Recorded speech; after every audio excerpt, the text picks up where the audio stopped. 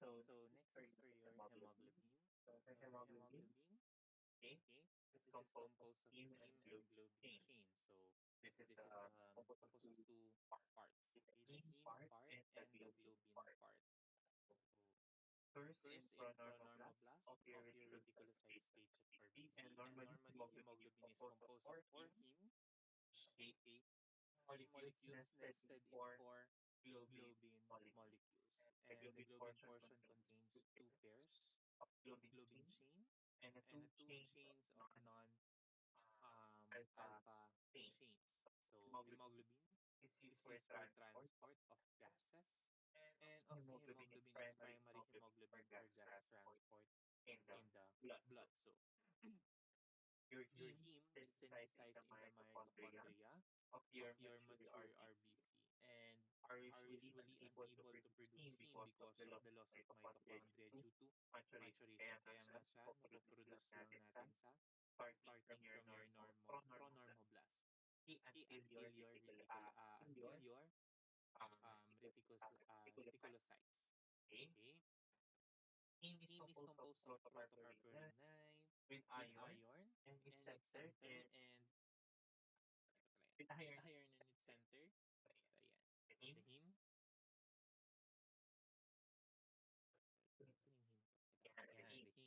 The heme is composed of yan, protoporphyrin ring and iron at the center. Okay? It has also nitrogen atoms. Okay? Yun nga yung protoporphyrin 9 natin and your iron, the center. So for hemoglobin, the red cell mass of an adult contain approximately 600 grams of hemoglobin, wherein the 600 grams of hemoglobin has a capability of carrying around 800 ml of your oxygen. Okay? When fully saturated, each gram of hemoglobin can hold 1.34 ml of oxygen. So, tandaan, 1.34 ml of oxygen. Okay, again, ito yung four chains natin. Okay, and the heme, you do have your beta, alpha chain.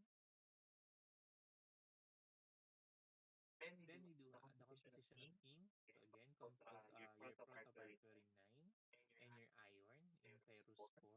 So your protoporphyrin 9 consists of carbon, hydrogen, and nitrogen. Then the next part is your globin. So your globin is usually okay, the one responsible for the chains. Okay, so you do have the alpha, beta, gamma A and gamma G. Then you have your delta, epsilon, zeta, and your theta. So for your alpha and zeta, usually they are produced or found in your chromosome 16. And your beta, gamma, and delta, and even epsilon are produced in chromosome or found in your chromosome number 11. So for your alpha, it has this number of amino acids. So each globin, so this is a protein. Okay, that's why it is composed of amino acid. So for your alpha, it is composed of 141 amino acid chain. Okay, for beta, gamma, and zeta and delta, it is composed of 146. So ano pinagkaiba ni gamma A sa gamma G? Okay, your gamma A or gamma alanine. So on the 136 position, it has alanine in it.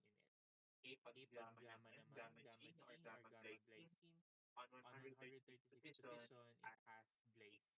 On theta, your number of amino acid is still unknown. So the pathway of production of your hemoglobin. So first, dito tayo magpupunta sa succinyl, coenzyme A, and the glycine, wherein nasa loob kayo ng mitochondria. Okay, nasa loob ng mitochondria. So first, combination of your glycine and succinyl CoA, okay, via alanase, LAA synthase or your amino levulinic acid synthase.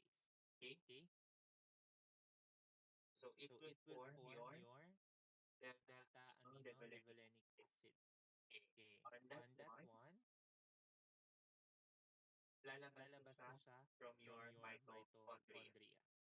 Now your delta ALA, okay, will be degraded by your ALA dehydratase. Okay? So on your alpha dehydratase, they will produce water and porphobilinogen. Okay. On your porphobilinogen, this will be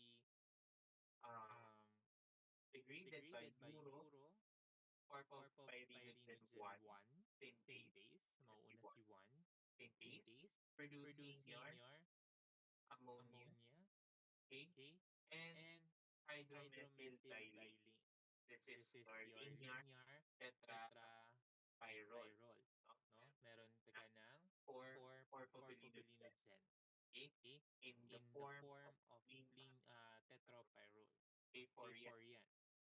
Okay, now it will be again spontaneously degraded by your uropyperinogen 3 phosphate, producing uropyperinogen 3, and dito naman uropyperinogen 1. Then your uropyperinogen 1, 3, sorry, 3 will be degraded by your uropyperinogen decarboxylase into carbon dioxide and copro or pyrinogen 3. Okay? And then, babalik siya ulit papaloob ng mitochondria. Okay? Babalik ulit siya ng mitochondria. Okay, with the help of your copropyperinogen oxidase, promoting the formation of your protoporphyrin 3. Okay? And then their protoporphyrin 3 will be degraded by your protopyrinogen oxidase into protoporphyrin 3. And then, with the help of iron, okay, si iron, papasok na, okay, with the help of peroxylatase, or also known as your heme synthase, okay, it will form na your heme. So yun yung pathway. From inside of the mitochondria, lalabas, papasok ulit, okay, incorporating your iron here, forming your heme. So that's your um, pathway of heme synthesis. Next, complete hemoglobin molecule. So this can be described into its configuration. Pwede siyang primary configuration, wherein this is just amino acid sequence. Kasi nga, your hemoglobin is also composed of amino acid because of its globin part. Could be in secondary form, wherein in alpha helix and beta plated sheet, and tertiary, wherein it is a 3D model or pretzel. And quaternary, wherein this is now a complete molecule. So this is the complete molecule of hemoglobin. You have your four parts. Okay. Yes, this is a quaternary structure. This is the complete one. Tertiary. Okay, tertiary is every part of your quaternary. So may apat kang tertiary na nagdikit-dikit forming your quaternary. Your secondary structure forms part of your tertiary. Okay? And your secondary structure is composed of your amino acid chain, which is your primary structure. So again, function of your hemoglobin almost same with your RBC because no, it is incorporated with your RBC, with your gas exchange and body pH regulation. Again, it contributes with the pH regulation, a binding your nitrogen oxide, and your carbon dioxide. Next is your oxygen dissociation curve. So, for your oxygen dissociation curve, so ito yung normal distribution of your oxygen with your RBC. So first, oxygen affinity is availability of your hemoglobin to bind or release oxygen into the tissue. And it is expressed in terms of oxygen tension, at which your hemoglobin is around 50% saturated. Okay? So, so yun yung normal, 50% saturated yung hemoglobin fluid oxygen. The relationship between oxygen tension and hemoglobin saturation with oxygen is decreased as ODC. Okay? Next, the Bohr effect, wherein this is the relationship of oxygen affinity with hemoglobin to pH, wherein if ever that you do have an increased pH, which is alkalosis, the hemoglobin affinity for oxygen also increases. So, masahawakan ni hemoglobin si oxygen pagka meron kang increasing pH or alkalosis. Okay? Pagka naman nagde-decrease yung pH mo at you do have acidosis, there would be also decrease in affinity for your oxygen. Mas madali mong hindi mabitawan yung oxygen molecule. Okay?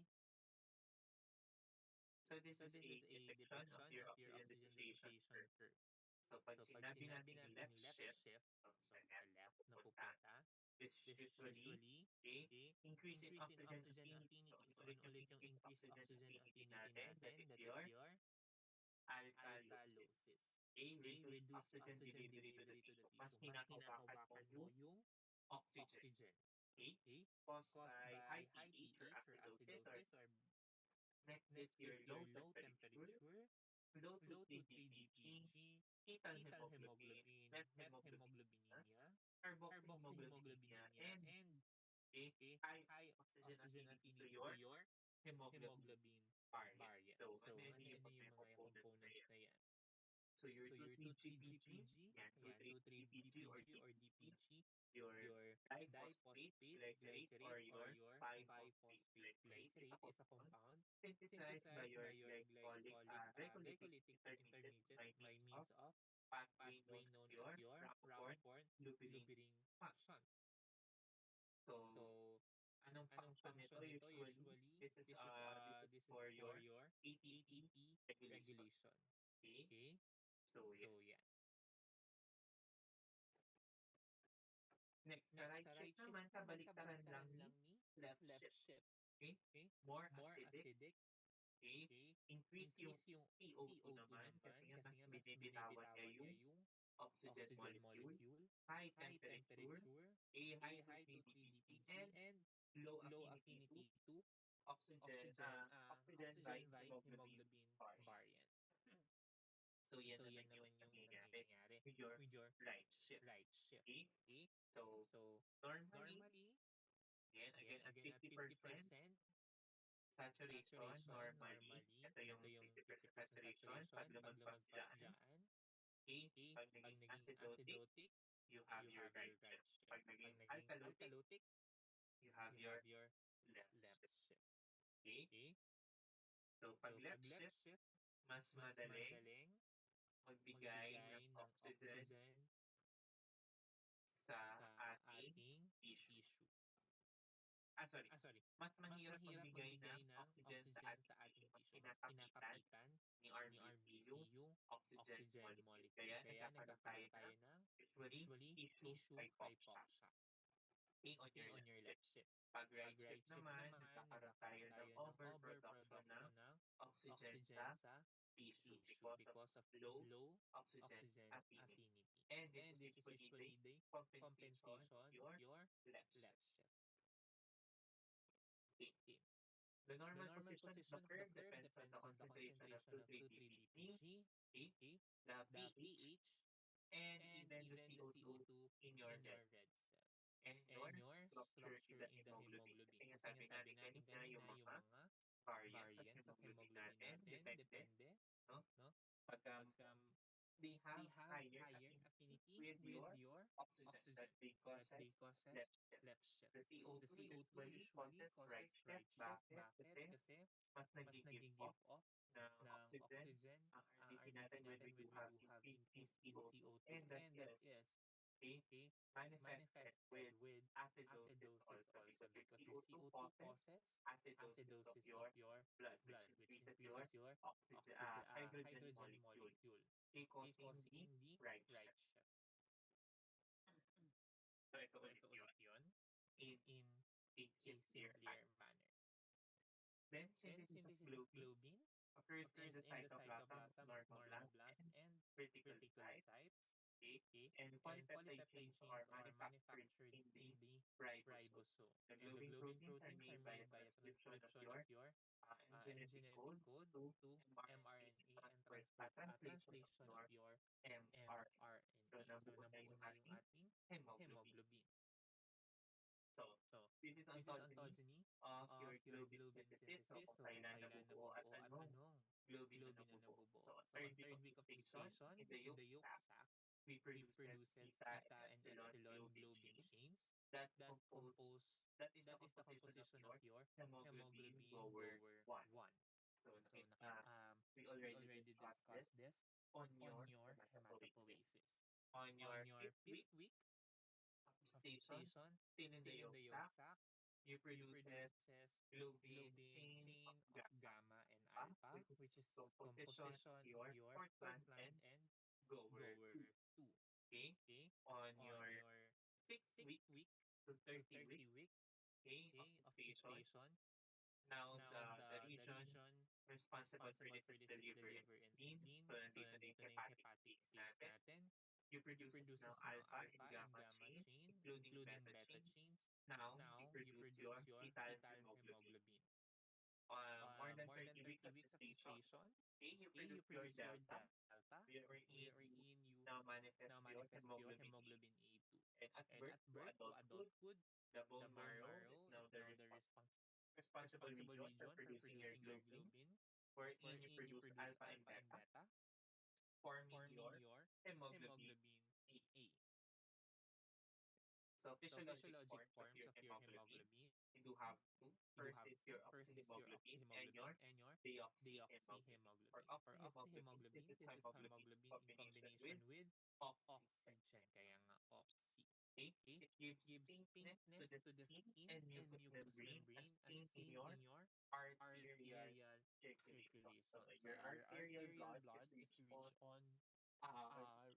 your oxygen because this is the one that is coming from your lungs. Okay? And your deoxy naman is hemoglobin with iron but no oxygen in venous circulation. Ano ang content ng deoxy? Usually the carbon dioxide coming from the tissues. This is unassociated with oxygen. Okay. For your normal hemoglobin, so your first normal hemoglobin is your embryonic hemoglobin, which is found normally in human embryos and fetuses with gestational age less than 3 months. Okay? Absent na siya at birth. Kasi if you find this, okay, after birth, that could mean that you do have problems with your hemoglobinization and even erythropoiesis. Okay? So again, you have your goer 1. Your goer 1 is again zeta and epsilon. Goer 2, alpha and epsilon. And your fortran is theta and gamma. So yan yung una nating normal hemoglobin na napoproduce during fetal life. Next is fetal hemoglobin. Major hemoglobin in fetus and newborns produced after 4 months of conception. So usually after first trimester, dun magmamanifest si fetal hemoglobin, which is composed of your alpha and gamma chains. Still normal if found in fetus. Okay, in high amounts. Pero kung adult, in high amounts, it is abnormal. Okay. Normal hemoglobin in adult. Okay. You do have your A or A1. This is the normal adult hemoglobin, which is composed of again alpha and beta chain. Okay. 95 to 97% of hemoglobin in normal adult and produce after 1 year onwards. Your hemoglobin A2 naman constitute of a less than 3% of the total hemoglobin, and this is composed of again alpha and delta. And your A3, this a this is a degradation product of your hemoglobin A2, which is composed of alpha and delta also. Bakit pareho sila? Kasi nga degradation lang ni A2CA3. Next, we proceed to your abnormal hemoglobin. Okay? Your hemoglobin S, this is primary hemoglobin in people with sickle cell disease. And those with hemoglobin S disease have two abnormal beta chain. Okay? And two normal alpha chain. So pag hemoglobin S, usually two abnormal beta chain. So ano yung abnormality nila? This is due to red cell um, to deform and assume sickle cell with exposed decreased amount of oxygen. So ano yung abnormality with this? Usually, the glutamic acid is replaced by valine in the sixth position of your beta chain. Kaya nga siya nagiging abnormal. Okay? Your glutamic acid is replaced by valine in sixth position. Next is hemoglobin C. Okay, about 2 to 3% of people of West African descent, so this is common in Africa, are heterozygotes and for hemoglobin C and have one copy of your beta chain. So isa lang yung copy ng beta chain. Okay, hemoglobin C disease seen in homozygotes with those two copies of your beta chain. It is usually caused by minor amounts of hemolytic anemia and a mild to moderate enlargement of your spleen. So kung kanina glutamic acid to valine, ngayon the problem with your hemoglobin C, glutamic acid to lysine. Okay? Hemoglobin E, one of the most common beta chain hemoglobin variants in the world, and people who are homozygous with E have two copies of beta chain. Generally, with a mild hemolytic anemia and microcytic red cell, okay, and mild enlargement of the spleen, and a single copy of your hemoglobin E gene does not cause symptoms unless it is combined with another mutation, such as one for beta thalassemia. So, an abnormality with one chain of hemoglobin E does not cause any abnormalities. Pero kung merong thalassemia, possible. Kasi nga, ano nga siya? Homozygous dapat. Kaya dapat two copies. Okay, pag heterozygous, one lang, magmamanifest na ng disease. Pero in this case, your E is homozygous, so you need two copies of your beta chain to be abnormal in this case in order for it to manifest with hemoglobin E symptoms. For hemoglobin H, occurs in some cases of alpha thalassemia. It is composed of four beta chain of globins and produced in response to a severe shortage of alpha. So sa hemoglobin H naman, puro beta chain lang. Ano bang chains natin ulit? Beta and alpha yung normal in your adult hemoglobin. Pero dito, for hemoglobin H, puro beta lang. Okay? Puro beta. Wala tayong alpha. Next, for your hemoglobin variants. So, hemoglobin variants na tayo. You do have your first is methemoglobin. Okay? Hemoglobin containing in ferric iron instead of your normally reduced ferrous iron. So, imbis na ferrous form, ferric iron ang nakalagay and formed normally as a result of oxidation. However, it is usually come from overproduction because of methemoglobin reductase pathway, which an offshoot of Edermeyer-Hoff pathway. So this is usually acquired with your drugs, okay, environmental chemicals, kasi nga, no, they produces oxidation, okay? And this form of your hemoglobin has a bluish color, brownish to bluish color, okay? At hindi na siya bumabalik into red even, okay, in oxygenation, okay?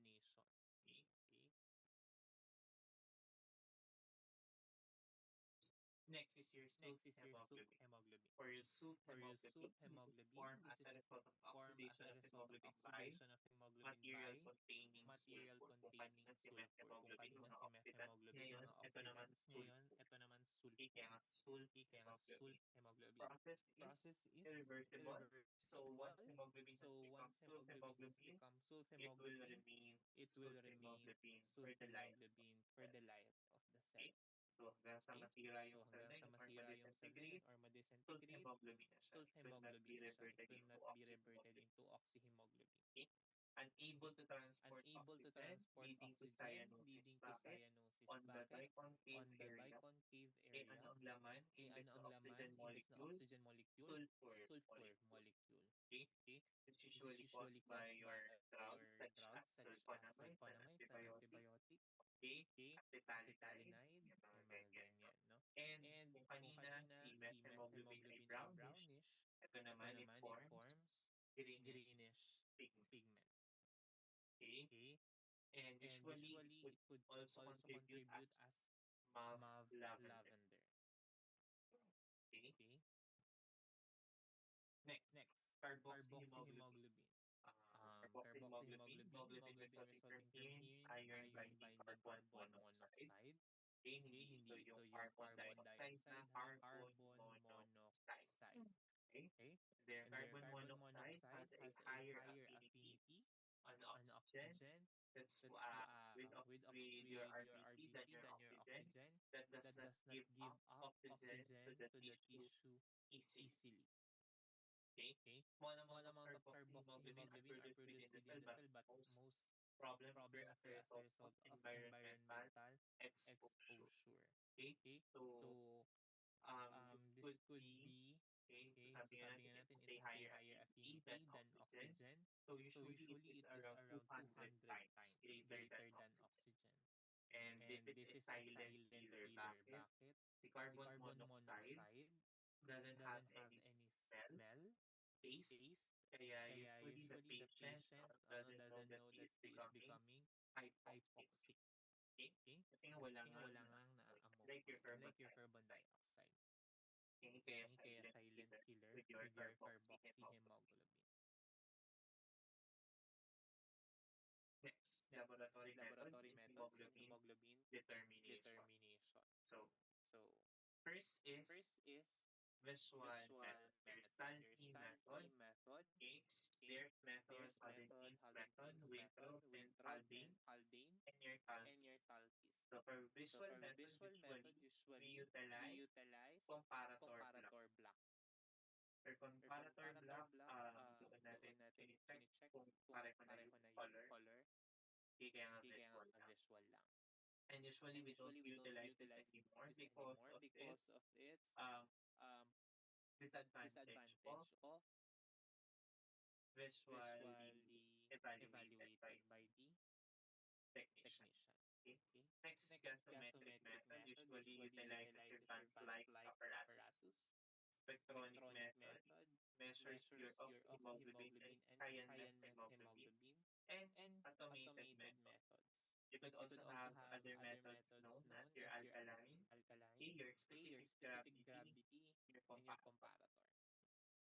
So for your copper sulfate or your specific gravity, usually this is a qualitative screening based on your specific gravity. So density. So the higher the hemoglobin content, okay, of your blood, the the faster the blood will sink. So ito usually yung ginagamit natin pagka mga blood donation sa mga areas na hindi kaya magdala ng machine. Okay? So pinapatak lang sa copper sulfate. Pag lumubog yung blood, ibig sabihin, okay yung hemoglobin, pwedeng kuhaan. Pero pag hindi, nag-float, hindi natin pwedeng kuhaan ng dugo. Next is your gasometric or your oxygen capacity method, wherein your hemoglobin will combine and liberate a fixed quantity of oxygen. Then the blood is hemolyzed with saponin, and the gas is collected and measured in a pants-like apparatus. So this one, nilalize natin yung red cell in order for it to release the oxygen content. So si oxygen content naman will be measured by your pants-like apparatus. So mas accurate ito usually. So this is a Vance-like apparatus, and ito yung specific gravity. Ayan, pinapatak lang natin yung dugo pagka umangat or nasa gitna.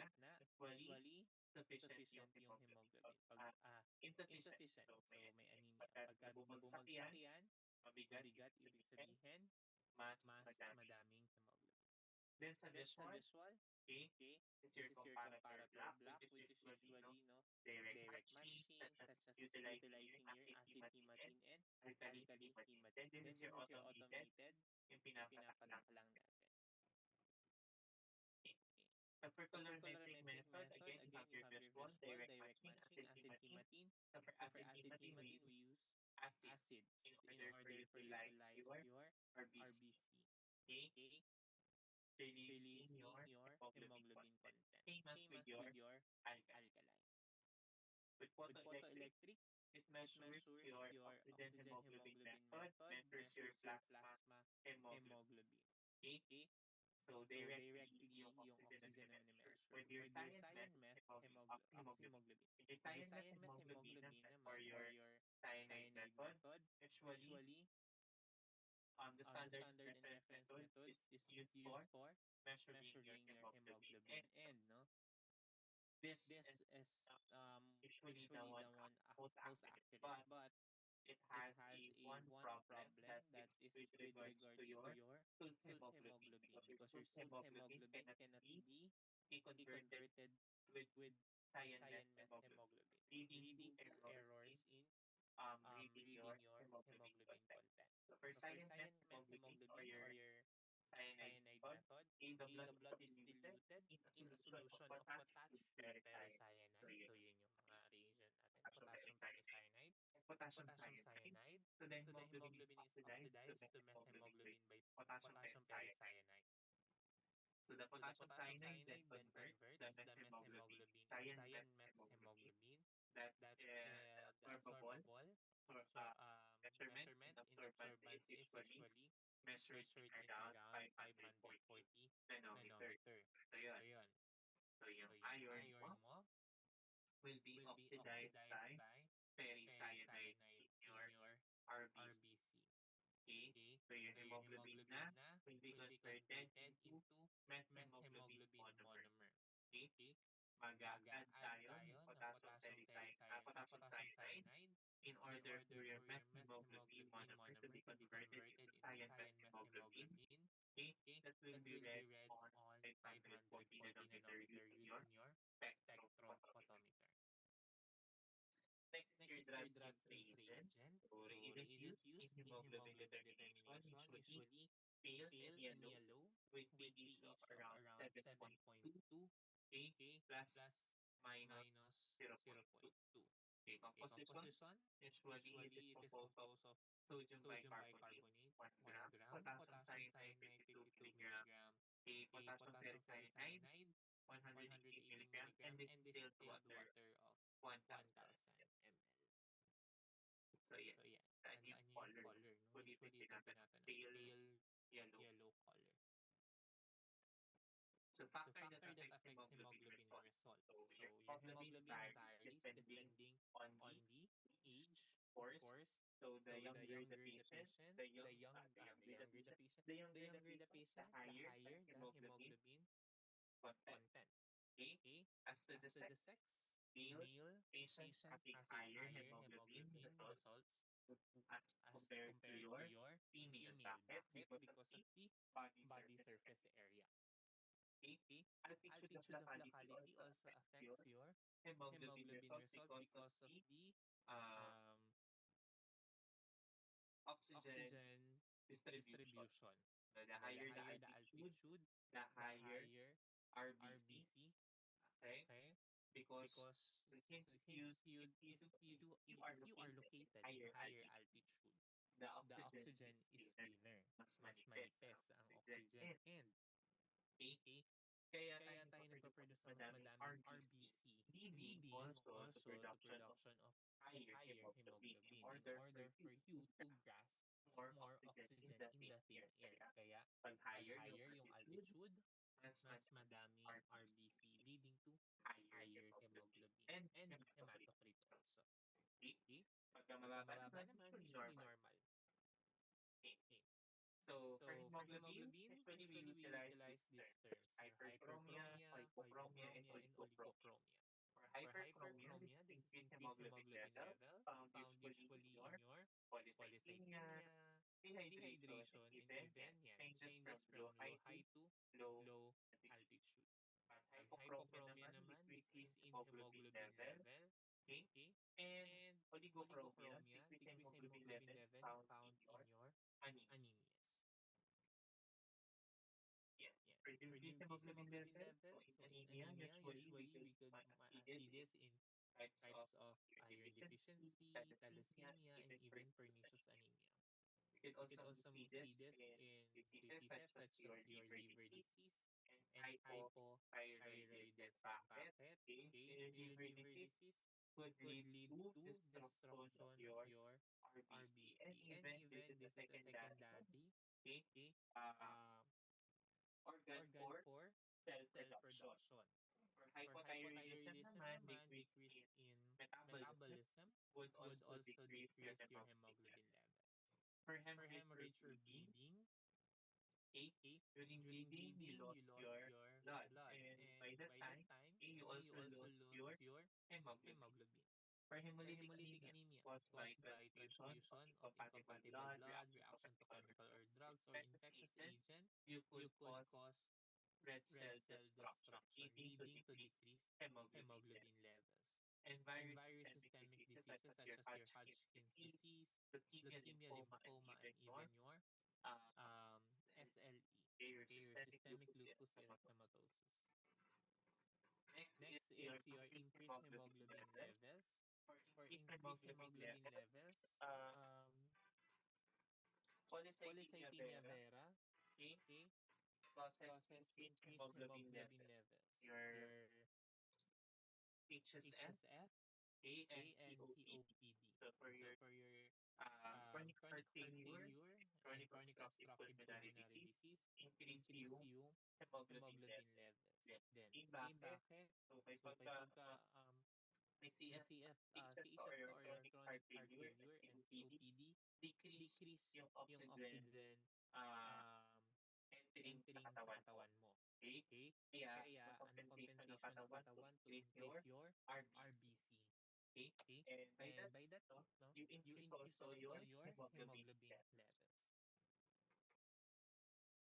Variation in hemoglobin levels. So, first, after transfusion, no? Hemorrhage and burn, so possible. After transfusion, tumaas. After hemorrhage, bumaba. Or even after transfusion, pwedeng bumaba due to incompatibility with blood. Okay? And your hemoglobin hematocrit provides invaluable information in emergency situation. So, ano yung mga interfering factors? So, usually yan, people living in high altitude, have high values of your hemoglobin. So, sinabi natin kanina kung bakit. And as well as, yan, increasing hematocrit and RBC in higher altitude.